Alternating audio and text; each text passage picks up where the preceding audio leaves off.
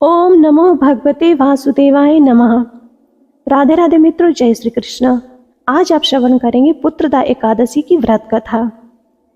महाराज युधिष्ठिर ने पूछा, हे भगवान, आपने सफला एकादशी का महात्म्य बताकर बड़ी कृपा की है।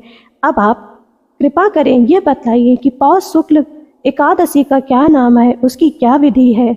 भक्त वत्सल भगवान श्री कृष्ण बोले, हे राजन, इस एकादशी का नाम पुत्रदा एकादशी है। इसमें भी श्री नारायण भगवान की पूजा की जाती है।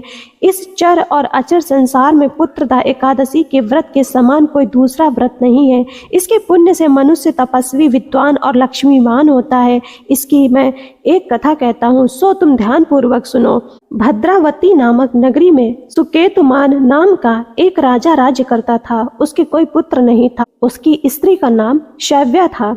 वह निपुत्री होने के कारण सदैव चिंतित रहा करती थी। राजा के पितर भी रो रो कर पिंड लिया करते थे और सोचा करते थे कि इसके बाद हमको कौन पिंड देगा। राजा को भाई बांधव, धन, हाथी, घोड़े, राज्य और मंत्री, इन सब में से किसी से भी संतोष नहीं था। वह सदैव यही विचार करता था कि मेरे मरने के बाद मुझको कौन पिंडदान करेगा। बिना पुत्र के पितरों और देवताओं का ऋण मैं कैसे चुका सकूंगा।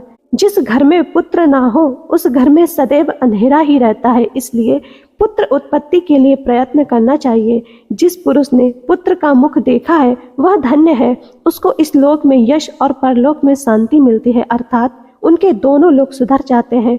पूर्व जन्म के कर्म से ही इस जन्म में पुत्र, धन आदि प्राप्त होते हैं। राजा इसी प्रकार रात दिन चिंता में लगा रहता था।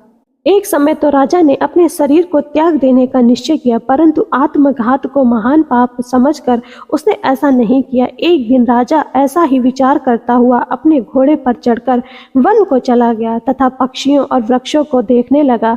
उसने देखा कि वन में मृग, व्याघ्र, सुअर, सिंह, बंदर, सर्प आदि सब भ्रमण कर रहे हैं।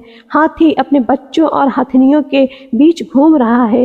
इस वन में कहीं तो गीदड़ अपने कर्कश स्वर में बोल रहे हैं, कहीं उल्लू ध्वनि कर रहे हैं। वन के दृश्यों को देखकर राजा सोच विचार में लग गया कि इसी प्रकार आधा दिन बीत गया। वह सोचने में लगा कि मैंने कई यज्ञ किए, ब्राह्मणों को स्वादिष्ट भोजन से तृप्त किया, फिर भी मुझको दुख प्राप्त हुआ। क्यों? राजा प्यास के मारे अत्यंत दुखी हो गया और पानी की तलाश में इधर उधर फिरने लगा। थोड़ी दूरी पर राजा ने एक सरोवर देखा। उस सरोवर में कमल खिले थे तथा सारस, हंस, मगरमच्छ आदि विहार कर रहे थे। उस सरोवर के चारों तरफ मुनियों के आश्रम बने हुए थे। उसी समय राजा के दाहिने अंग फड़कने लगे। राजा शुभ शकुन समझकर घोड़े से उतरकर मुनियों को दंडवत प्रणाम करके बैठ गया। राजा को देखकर मुनियों ने कहा कि हे राजन, हम तुमसे अत्यंत प्रसन्न हैं। तुम्हारी क्या इच्छा है सो कहो। राजा ने कहा, महाराज, आप कौन हैं और किस लिए यहाँ आए हैं, कृपा करके बतलाइए। मुनि कहने लगे कि हे राजन, आज संतान देने वाली पुत्रदा एकादशी है। हम लोग विश्वदेव हैं और इस सरोवर में स्नान करने के लिए आए हैं। यह सुनकर राजा कहने लगा कि हे महाराज, मेरी भी कोई संतान नहीं है। यदि आप मुझ पर प्रसन्न हैं तो एक पुत्र का वरदान दीजिए। मुनि बोले, हे राजन, आज पुत्रदा एकादशी है, आप अवश्य ही इसका व्रत करें। भगवान की कृपा से अवश्य ही आपके घर में पुत्र होगा। मुनि के वचनों को सुनकर राजा ने उसी दिन एकादशी का व्रत किया और द्वादशी को उसका पारण किया। इसके पश्चात मुनियों को प्रणाम करके महल में वापस आ गया। कुछ समय बीतने के बाद रानी ने गर्भ धारण किया और 9 महीने के पश्चात उनके एक पुत्र हुआ। वह राजकुमार अत्यंत सूरवीर, यशस्वी और प्रज्ञापालक था। श्री कृष्ण बोले, हे राजन, पुत्र की प्राप्ति के लिए पुत्रदा एकादशी का व्रत करना चाहिए। जो मनुष्य इस महात्म्य को पढ़ता या सुनता है उसे अंत में स्वर्ग की प्राप्ति होती है। राधे राधे मित्रों, जय श्री कृष्ण।